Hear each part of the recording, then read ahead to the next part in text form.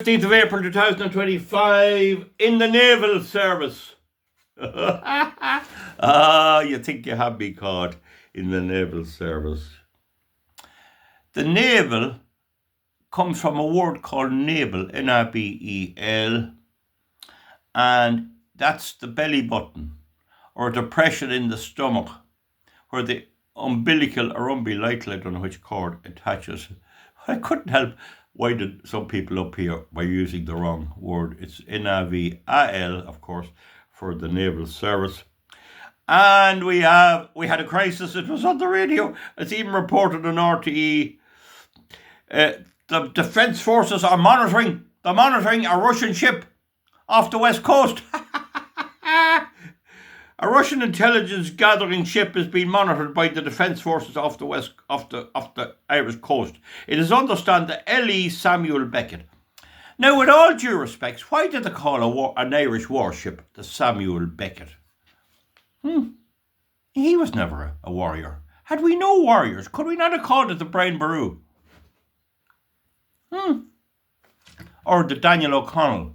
Or the Charles Stewart Parnell, or indeed because he was a captain of a ship, the Roger Casement, who was trying to help the Irish cause and was hanged in Pentonville prison. Wouldn't it be nice to call a battleship after him?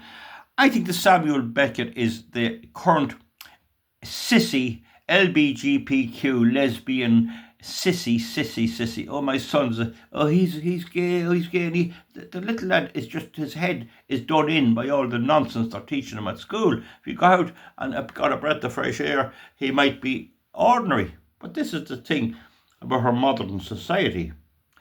Anyway, Samuel Becket, well, he was all right. He was a good player. I'm not taking away from him. He was. I read a wee bit of his stuff. Anyway, it sailed through Irish exclusive economic zone. Well, if it was illegally there, why didn't they try to arrest it? Be so crack if that arrested. We have ways of making you talk. Be like Dad's army. RT News has learned the Russian ship, the Viktor Leonov, Viktorleonov. He was born in 1916 and he became a hero and a Russian Navy officer in the Soviet Union. And they called the ship after him. Now, it's L-E-N-O-V, not O-F.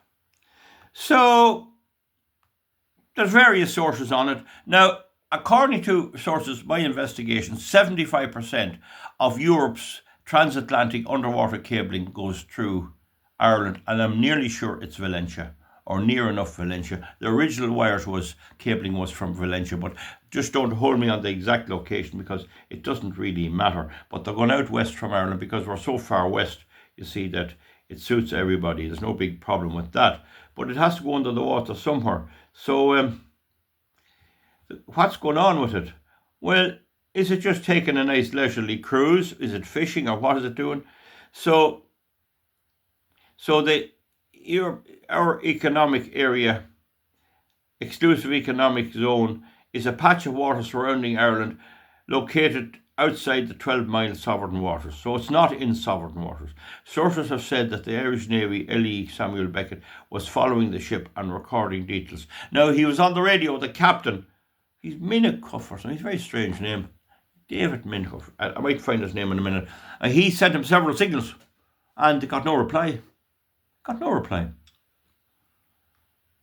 So, an Irish Air Corps maritime surveillance aircraft was also sent from its base in Ballydonnell, Dublin, to take images of the vessel. The Russian ship, which is a high-tech spying vessel. I know, we're only fishing, like. Spying vessel. Left Irish-controlled waters this morning. I don't think they're Irish-controlled waters. If they were, why didn't they intercept it? And the Irish military assets have been stood down. Not a horrible way of putting a ship. Irish military assets. Isn't that just a word that's totally out of place? It is understood nothing suspicious was detected monitoring the Russian vessel has become routine by the minister. Well, I wonder, have the submarines gone down to check the cables? Well, I know in a simple case with when the storm happened here with the internet cables coming up here a good distance, your man could tell exactly where the cut was, and when it was fixed he could run along it, drive along and stop exactly where the cut is. So anyway, recent ships such as the Yantar spy vessel have been spotted near the internet cables and caused concern. See that? So, I mean, all they have to do is drop an anchor and rip them up. So, North Atlantic is a busy location for surveillance vessels from all major countries, so as that they monitor each other's communication submarines and carry out mapping of critical undersea infrastructure such as cables.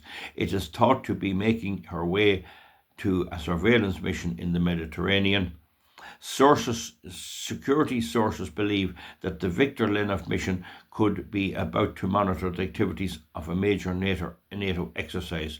I don't think they can come out in the Mediterranean because Turkey doesn't let them past. It's only civilian ships gets past the straits in Turkey.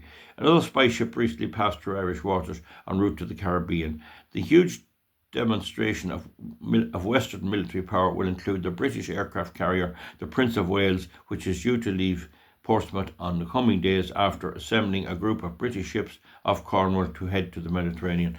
The British nearly have no sailors at all.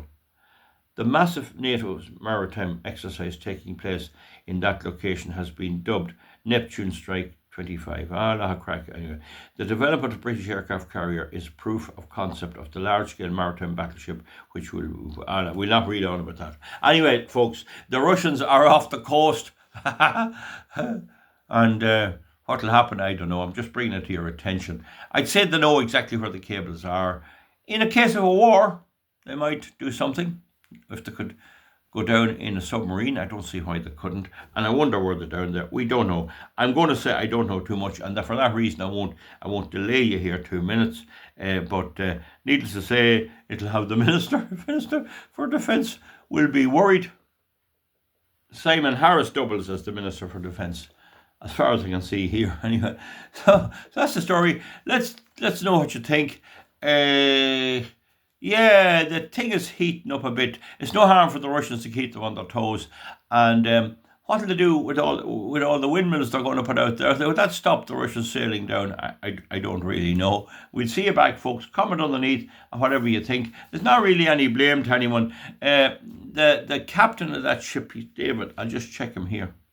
He's from Bantry. He's Commander Kenneth Minahan, Minehan, and he's the captain there. Now, he completed his training at the Naval College, Holborn, and also in Britannica Royal Naval College and the School of Maritime Operations in HMS Dryard with the British Navy. So Coughlin's Tom can answer this. You're talking about Blighty. I mean, we have our naval staff being trained by Blighty. I mean, this nonsense they go on with these mad, extreme Republican communists is mad.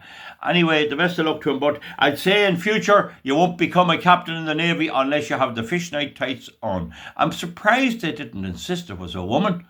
No matter who she was, give her the job anyway. And I'm surprised that if it's a man that he's not...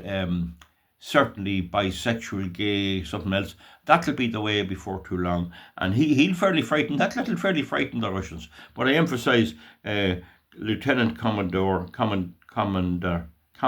I say it is Kenneth Meehan, or the other man there, Hugh Tully. He's from Dublin. I'm not including them in my criticism. So we'll see you all back, folks. The Russians are off the coast anyway, and things are heating up with the war. Good luck. Bye-bye.